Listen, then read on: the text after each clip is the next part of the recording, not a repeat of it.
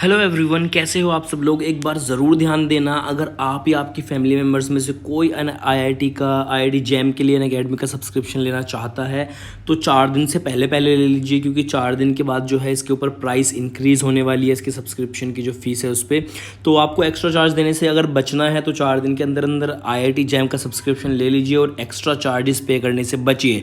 उसके बाद अगर आप प्रिपरेशन कर रहे हैं आईआईटी जैम की तो यहाँ पर कुछ नए बैचेस शुरू होने वाले हैं, रिवीजन बैचेस, जिसमें कि प्रीवियस ईयर क्वेश्चंस और एमसीक्यू के बेसिस पर डीयू और एचसीयू के लिए बेसिकली ये प्रीवियस ईयर क्वेश्चन बैचेस हैं और रिवीजन बैचेस हैं जो फिजिक्स, केमिस्ट्री, मैथमेटिक्स और बायोटेक्नोलॉजी में होंगे।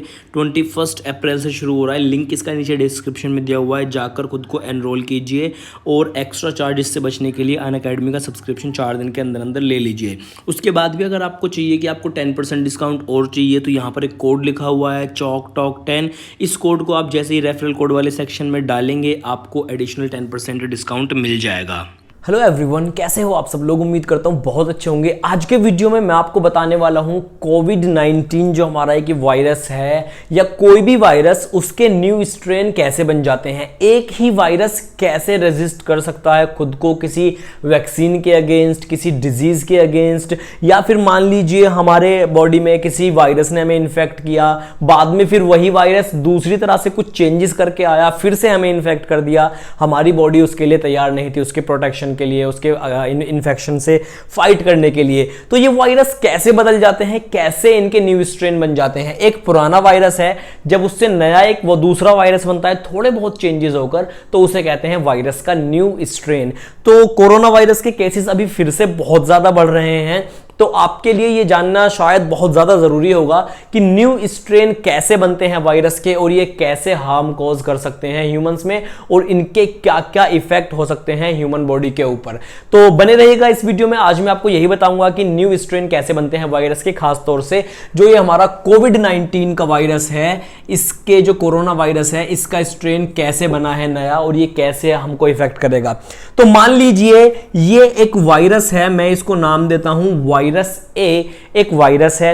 अच्छा, पहले आपको बता दूं ये चेंजेस होने में या इस न्यू स्ट्रेन बनने के लिए दो चीजें हैं, दो प्रोसेस हैं, जिसको हम पहला वाला जो प्रोसेस है उसे कहते हैं एंटीजेनिक ड्रिफ्ट और सेकंड प्रोसेस को कहते हैं एंटीजेनिक शिफ्ट और थर्ड प्रोसेस जो है वो है लेबोरेटरी की मदद से हम उसमें वायरस में कोई चेंजेस कर रहे हैं। ये कंप्यूटर वाला वायरस नहीं है, ये जो बायोलॉजिकल वायरस होता है ये वो वाला वायरस है। ह्यूमंस को, एनिमल्स को या बैक्टीरिया को, उन सबको इन्फेक्ट करते हैं ये। तो पहला प्रोसेस जो है एंटीजेनिक ड्रिफ्ट, मैं आपको लेक्चर इस तरह से नहीं दे रहा हूं, आप कॉमन लैंग्वेज में समझाऊंगा। आप सभी लोग इस लेक्चर को, इस वीडियो को देख सकते हैं कि न्यू वायरस कैसे बनते हैं। तो सिर्फ एक टेक्निकल वर्ड यहां पर दिया हुआ है एंटीजेनिक ड्रिफ्ट।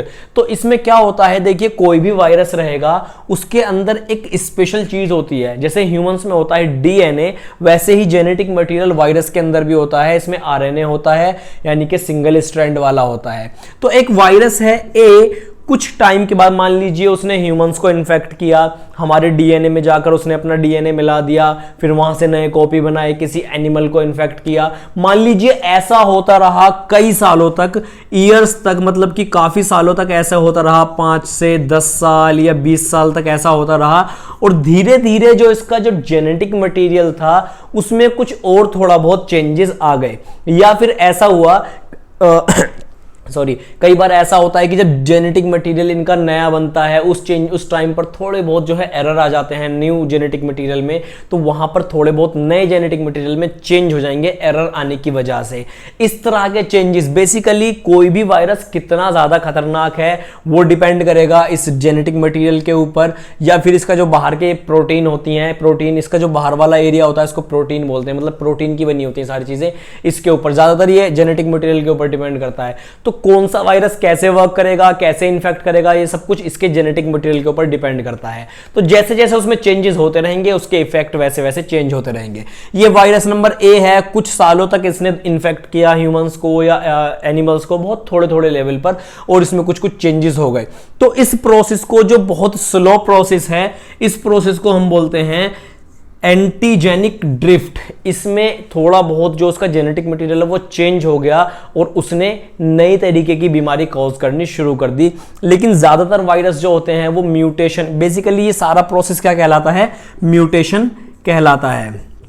मतलब कि जेनेटिक मटेरियल में चेंजेस, अब चाहे वो फिजिकल हो, आर्टिफिशियल हो, नेचुरल हो, कैसे ही भी हो।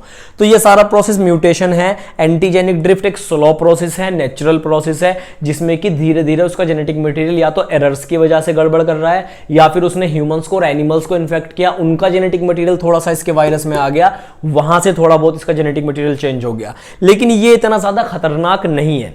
जो सेकंड वाला है वो है एंटीजेनिक शिफ्ट। ये अगेन एक टेक्निकल वर्ड है। तो इसमें क्या होगा, मान लीजिए ये एक वायरस ए है और ये एक वायरस बी है। टाइम के साथ साथ इसका जेनेटिक मटेरियल थोड़ा बहुत चेंज हो गया था, यहां पर थोड़ा बहुत चेंज हो गया था, जिसे हमने कहा था एंटीजेनिक ड्रिफ्ट। लेकिन क्या हुआ, मान लीजिए दो वायरस हैं, वायरस ए है और वायरस बी है। इन दोनों ने एक साथ किसी ह्यूमन को या किसी एनिमल को अटैक किया। इस वाले वायरस में कैपेसिटी थी कि ये जो है डिजीज बहुत सीवियर कंडीशन की कॉज कर सकता है। सीवियर कंडीशन मतलब बहुत ज्यादा खराब डिजीज मतलब कर सकता है, डेंजरस प्रॉब्लम कर सकता है।